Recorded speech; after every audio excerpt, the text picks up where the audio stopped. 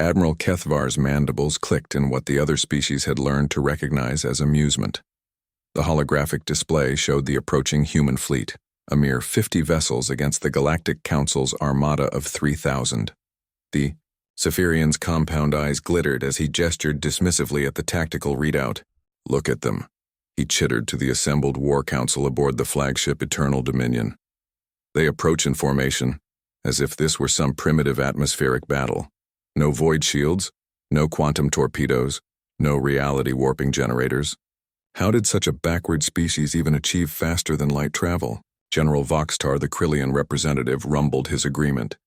His forearms manipulated the tactical display, highlighting the human vessel's primitive construction. "Their ships are made of metal, Admiral. Actual refined ore, like something from the industrial ages. No biohull adaptation, no crystal matrices. They'll shatter like glass against our living ships." The other council members, representatives from the 47 most advanced civilizations in the galaxy, shared the sentiment. The humans had been given every opportunity to surrender their claims to the resource-rich Kepler systems. Instead, they had responded with what could only be described as a formal declaration of war, delivered on actual paper by a uniformed messenger who spoke with an accent none of their translation matrices could properly categorize. "Perhaps we should study them," suggested Science Prime Yelara of the collective. Her ethereal form shimmered with curiosity. A species that developed space travel while retaining such archaic methodologies might provide interesting research. "Data." Kethvar's clicking intensified. "After we crush them, certainly, but first let us demonstrate why 47 civilizations bow to the Council's authority." He turned to the communications array. "All ships, assume formation Theta 7, charge quantum batteries to full. Let's end this quickly and return to more important matters." The human fleet continued its approach, seemingly oblivious to the overwhelming force arrayed against them. Their vessels moved in neat rows, maintaining precise distances and angles that served no apparent tactical purpose in three-dimensional void combat. No energy signatures indicated charging weapons. No scanning pulses suggested they were even gathering intelligence on their opponents. "They're not even trying to run," mused Commander Zixoth from his position at the sensor array. "Perhaps they don't understand the situation." "Primitives often fail to grasp their own limitations," Voxtar replied, his crystalline hide rippling with disdain. "Deploy forward scouts. Let's see how they react to a proper show of force." A squadron of biofighters launched from the fleet's living carriers, their organic hulls pulsing with bioluminescent threat displays. They swept toward the human formation, weapons primed, but not yet firing, a warning shot across their proverbial bow. The human ships didn't scatter. They didn't attempt evasive maneuvers.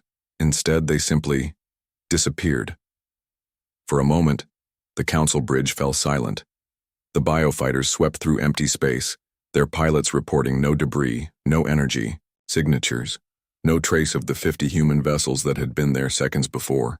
"Cloaking technology," Kethvar demanded, his amusement fading to irritation.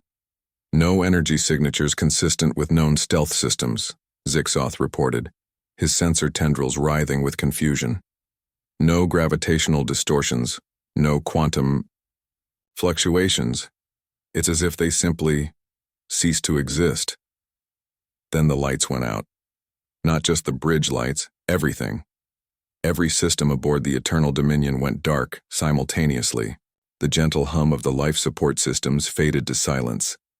The holographic displays flickered and died. Emergency lighting failed to activate. In the absolute darkness, Kethvar felt something he hadn't experienced in 3 centuries of military service: genuine fear. "Report!" He barked into the silence, but his voice seemed muffled, as if the air itself had grown thick. No response came from his crew, no sound at all, except for the rapid clicking of his own mandibles. Emergency protocols should have engaged. Backup power should have restored basic functions within seconds.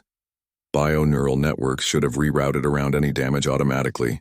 Instead, the flagship of the Galactic Council's most powerful fleet drifted in complete and utter silence. Elsewhere in the fleet, similar scenes played out across 3,000 vessels. Ship after ship went dark, without warning, without explosion, without any indication of what had caused their systems to fail.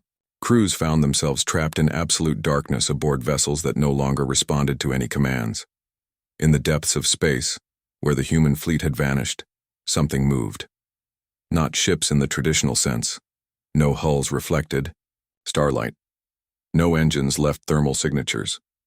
Instead, the void itself seemed to shift and flow, carrying with it the whispered legacy of a species that had learned warfare in the deepest oceans of their homeworld, where silence meant survival, and invisibility meant victory. The humans had not developed their technology along the same paths as the Council species. While others had pursued ever more complex energy systems and reality-bending technologies, humanity had perfected something far more fundamental: the art of being unseen, unheard, and utterly lethal. Their ships didn't cloak. They became one with the void itself. Their weapons didn't explode.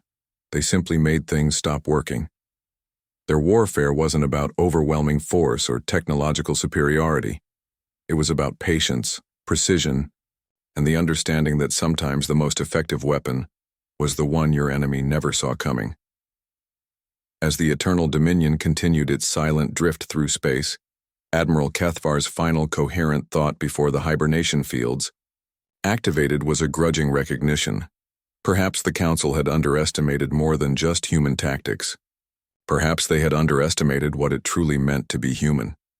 Behind them, invisible and silent, the human fleet resumed course toward the Kepler systems, leaving 3,000 darkened ships drifting in their wake, like a monument to the folly of those who mistake quietness for weakness.